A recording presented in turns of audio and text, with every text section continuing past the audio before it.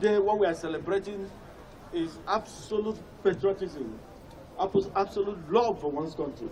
It's not as if one is making billions out of it. No.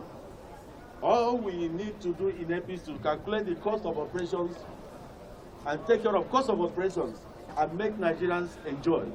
We could have said, because other airlines are taking 15 million for business class, let us take 10 million. But we're not doing that. If we had done that, you would have still bought. But because we are yours, you own APIS. And that is why we brought it down to 4 million. So APIS is no longer Onyema and his family. APIS is Nigeria. The entire country owns APIS. If you fight Onyema thinking that you bring down Onyema, you're not bringing me down. I don't need to buy any new house. I've worked for over 30 years. I don't need to buy any new house. I don't need a new car. I don't need any other thing.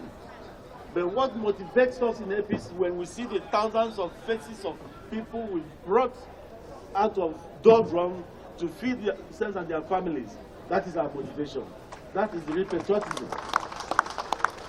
Therefore, I call on other government agencies to please look at their presidents, appointees of government and other government agencies to please look at this Mr. President, who is a businessman and wants every indigenous business in this country to survive. If you harm Dangote Industries, thinking that you're harming Dangote, you're wasting your time. He doesn't need anything again in his life.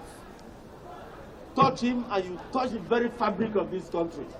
We must begin to see beyond our notice and support private investment. This president supports private investment. His ministers are doing so. So let other government agencies not use the powers, the little powers they have now to think they can frustrate any ongoing business in the private sector.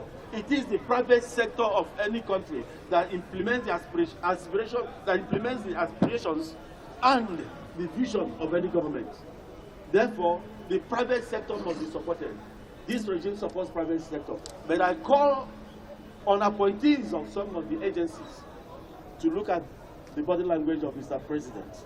If they do that, Nigeria will see a new dawn. Thank you very much and God bless you.